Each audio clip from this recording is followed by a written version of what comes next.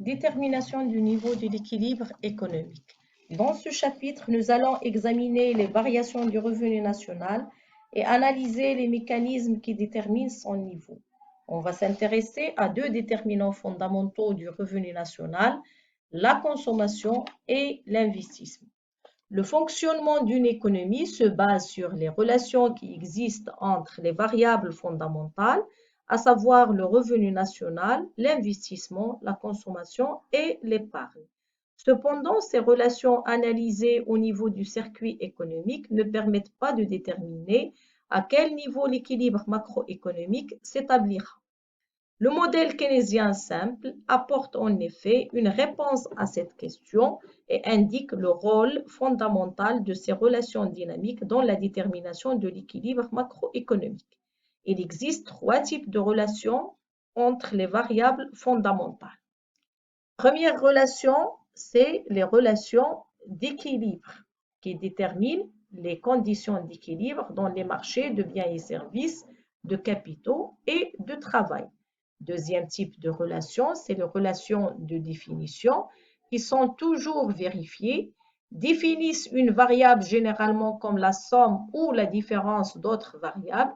Ainsi, le revenu des ménages est défini comme la somme de deux utilisations telles que le revenu est égal à la consommation plus l'épargne, de même que la production nationale est composée de deux emplois, Y est égal à la consommation plus l'investissement. Troisième type de relation, c'est les relations de comportement qui expliquent un comportement désiré comme une fonction d'une ou de plusieurs autres variables, fonction de consommation, fonction d'épargne et fonction d'investissement.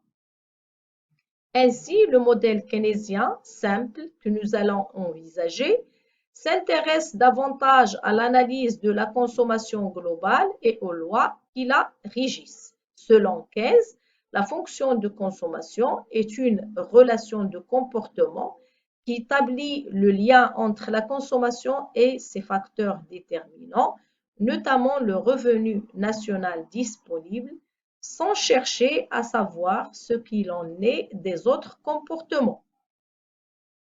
L'étude de la fonction de consommation permet de montrer que la fonction de consommation est le moteur de l'activité économique. À propos de la fonction de consommation, cette fonction de consommation permet d'analyser la consommation des ménages en fonction du revenu. Les dépenses de consommation sont analysées globalement, les prix des biens sont stables, la consommation est relative aux biens non durables, la consommation des biens durables ou semi-durables est reliée au patrimoine.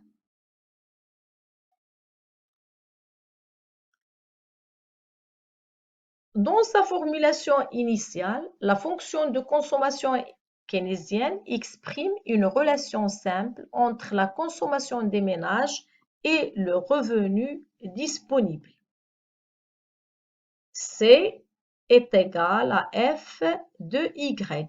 C'est une fonction du revenu. En d'autres termes, le volume de consommation globale C réalisé au cours d'une période dépend du montant du revenu national disponible Y de la même période.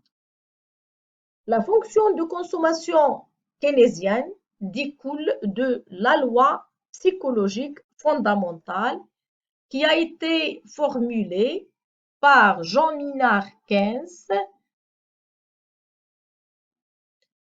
Cette loi psychologique postule que c'est qu'en moyenne et la plupart du temps, les hommes ont tendance à accroître leur consommation à mesure que le revenu croît, mais non d'une quantité aussi grande que l'accroissement du revenu. En d'autres termes, selon Keynes et selon la loi psychologique fondamentale, les hommes tendent à accroître leur consommation quand leur revenu augmente.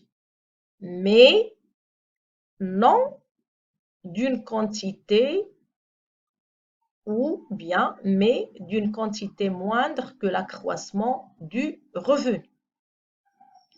Cette fonction keynésienne conduit à admettre l'hypothèse suivante. Lorsque le revenu augmente, la consommation s'accroît également, mais d'une quantité moindre que l'accroissement du revenu.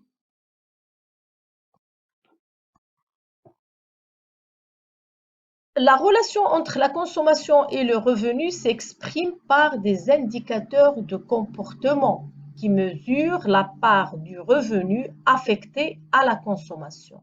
Ces indicateurs sont la propension marginale à consommer et la propension moyenne à consommer. La propension marginale à consommer exprime la variation de la consommation suite à une variation du revenu.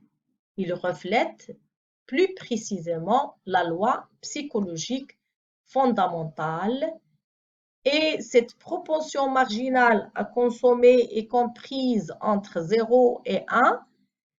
Et pourquoi? Parce qu'il est toujours positif, il augmente au même titre que l'augmentation du revenu et il est inférieur à 1 car la consommation augmente moins proportionnellement que l'augmentation du revenu. Deuxième indicateur, c'est la propension moyenne à consommer. Il indique la part du revenu consommé à un moment donné. Elle est égale C sur Y. La propension marginale à consommer est un paramètre qui exprime la loi psychologique fondamentale. Ainsi, lorsque le revenu augmente, la consommation augmente, mais à un degré moindre. La propension marginale à consommer exprime la part supplémentaire du revenu consacrée à une augmentation de la consommation. Prenons l'exemple suivant. Si la propension marginale à consommer est égale à 0,8, c'est-à-dire que l'augmentation d'1 dirham du revenu induit une augmentation supplémentaire de la consommation de 0,8 dirham. Autrement dit, C est égal à 0,8 signifie que les agents augmentent leur consommation de 80% lorsque le revenu augmente de 1 dirham.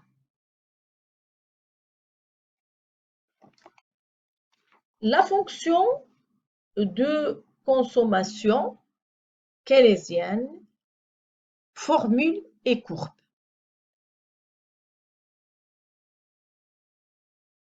La fonction de consommation est exprimée en fonction de la propension marginale à consommer, en fonction du revenu disponible, c'est le revenu perçu par un ménage au cours d'une période, plus la consommation minimale, la consommation incompressible. C'est une consommation de l'agent économique même si son revenu est nul. Cette fonction de consommation est une fonction linéaire et dérivée. Sa représentation donc graphique, la fonction keynésienne de la consommation permet l'analyse et l'explication de l'évolution de la consommation globale et permet de situer la dépense par rapport au revenu. C'est une fonction, je répète, linéaire et dérivée avec la proportion marginale à consommer comprise entre 0 et 1 et la consommation minimale est une constante positive supérieure à 0, c'est une constante, c'est une donnée car même pour un revenu nul, il existe une consommation minimale. Donc, la consommation incompressible est représentée par la courbe suivante. Même si le revenu est nul, il existe une consommation incompressible, c'est 0. C'est la courbe de consommation minimale.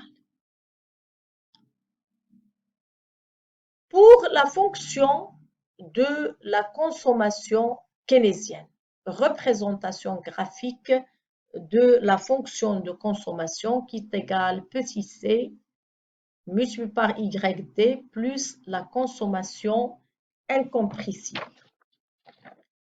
Pour représenter graphiquement la fonction de consommation, on porte en abscisse le revenu disponible Y et en ordonnée la consommation des ménages. Alors, au niveau de cette courbe de référence OD, à 45 degrés, on trouve une consommation à chaque point. Donc, à chaque point, donc c'est la droite de référence où C est égal YD est égal à 45 degrés. Il représente que la consommation, pour chaque niveau de revenu, on trouve un niveau de consommation. Il représente la relation entre la consommation et le revenu, tel que pour tous les points de la droite, le revenu Y se trouve intégralement dépensé, quel que soit son niveau. De ce fait, pour chaque niveau de revenu Y, on trouve une consommation C. La proportion moyenne à consommer, C sur Y, permet de situer la dépense par rapport au revenu. Donc, l'épargne ici est nulle pour tous les points de la droite 45. Pour la deuxième droite, qui est la droite de la fonction de consommation, c'est la fonction de consommation keynésienne, pour un revenu nul est égal à 0, il y a une consommation minimale incompressible. Si on fait varier le revenu, par exemple, d'une unité, donc on fait varier le revenu d'une unité de Y1 à Y2,